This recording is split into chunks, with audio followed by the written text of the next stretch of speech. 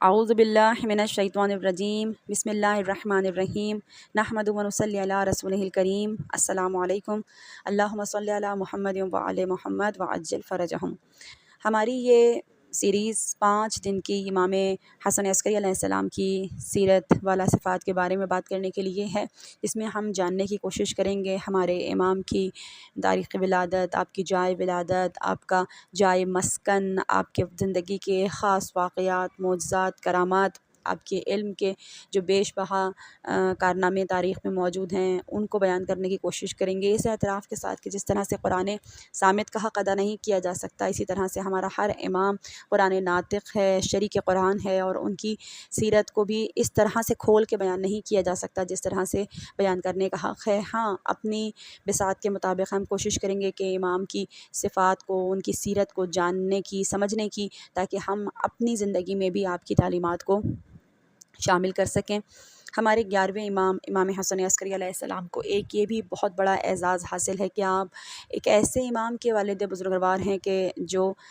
موجود ہیں اور جن کی عمر طولانی کر دی گئی ہے، جن کو پروردگار عالم نے بقیت اللہ کے لقب سے نوازا ہے، اور جو زمین کو ایسے عدل و انصاف سے بھر دیں گے جیسے کہ وہ ظلم و جور سے بھری ہوگی، اور وہ جو قائم آل محمد ہیں جن کا ہر امام نے انتظار بھی کیا ہے اور ان کے آنے کی بشارت بھی دی ہے۔ آئیے کچھ یاد کرتے ہیں اپنے امام حسن عسکری علیہ السلام کی سیرت کو، ان کے ذات والا صفات کو۔ ہمارے 11ویں امام جو کہ 13ویں معصوم ہیں، آپ کا نام نامی حسن ہے، اور یہ وہی نام ہے کہ جو جناب فاطمہ زہرا سلام اللہ علیہ کے بڑے صاحبزادے کا نام ہے، یعنی کہ جوانان جنت کے سرداروں میں سے سب سے بڑے سردار، نواسۂ رسول، سبط اکبر، خانہ فاطمہ زہرا کی پہلی خوشی جناب امام حسن مجتبیٰ، اور 11ویں منزل پہ ہمیں یہی نام دوبارہ نظر آتا ہے امام حسن عسکری علیہ السلام کے حوالے سے۔ عسکری آپ کو اس لیے کہا گیا کیونکہ آپ جس محلے میں سکونت پذیر تھے اس کا نام عسکر تھا، اور ایک اور وجہ یہ بھی ہے کہ عسکر کیونکہ لشکر کو کہا جاتا ہے، اور آپ نے ایک دفعہ اپنے زمانے میں جو اس وقت حاکم تھا اس کو آپ نے دکھایا تھا، جب وہ آپ کو اپنے ظاہری لشکر سے مروب کرنا چاہتا تھا، اور اپنے سپاہیوں کی ایک بہت بڑی تعداد آپ کے سامنے اس نے لا کر کھڑی کی کہ شاید آپ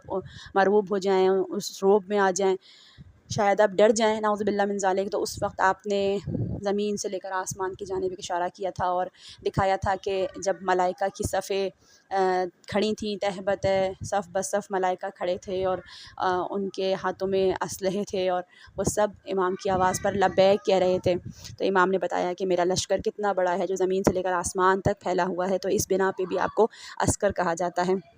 آپ کی تاریخ ولادت کے بارے میں کچھ اختلاف تاریخ میں موجود ہے، کچھ کہتے ہیں کہ مدینہ منورہ میں آپ ماہ ربیع الاول میں متولد ہوئے، اور کچھ کہتے ہیں کہ آپ 10 ربیع الثانی کو 232 ہجری میں سامرہ میں متولد ہوئے۔ بہرحال ہم 10 ربیع الثانی، یہ ماہ ربیع الثانی ہے، ربیع الاخر جس کو کہا جاتا ہے، اور اس میں ہم 10 تاریخ کے حوالے سے، بعض جگہ پہ یہ بھی لکھا ہے کہ 7 ربیع الثانی کو آپ کی ولادت بسعادت ہے، تو ہم اس پورے ماہ ربیع الثانی کو امام حسن عسکری علیہ السلام کے حوالے سے نسبت دیتے ہیں، اور آپ کے حوالے سے اس مہینے کی خاص برکات، اس کے فیوزات کو حاصل کرنے کی کوشش کرتے ہیں۔ امام حسن عسکری علیہ السلام کا جو نقش خاتم ہے، یعنی آپ کی انگوٹھی کا نقش، اس میں بھی 3 طرح کے ہمیں روایات نظر آتی ہیں۔ ایک جگہ پہ لکھا ہے کہ آپ کی انگوٹھی کا نقش تھا سبحانہ من لہ مقالید السماوات والارض، اور ایک اور جگہ پہ لکھا ہے کہ ان اللہ شہید، اور ایک اور جگہ پہ لکھا ہے کہ ان اللہ شہید۔ آپ کا نقش خاتم تھا آپ کی والدہ ماجدہ، بعض جگہ پہ آپ کا نام سلیل لکھا گیا، اور بعض جگہ پہ آپ کا نام حدیث یا حدیثہ لکھا گیا، اور آپ کے والد ماجد تو سب جانتے ہیں کہ امام علی نقی علیہ السلام آپ کے والد ماجد ہیں، جو کہ ہمارے 10ویں امام ہیں، اور ہمیں ایک ایسا امامت کا یہ عالی شان سلسلہ نصیب ہوا ہے کہ جہاں پہ ہمیں کہیں اور ہدایت کے لیے جانا نہیں پڑا، بلکہ ایک کے بعد ایک ہمیں اسی در سے ایسے امام نصیب ہوئے کہ جو منصوص من اللہ ہیں، پروردگار عالم کی طرف سے ہمارے لیے ہادی ہیں، رہبر ہیں، رہنما ہیں، کہ جو ہوا ذات الہی سے بڑا نیک ہوا، نور بڑھتا گیا جب ایک کے بعد ایک ہوا۔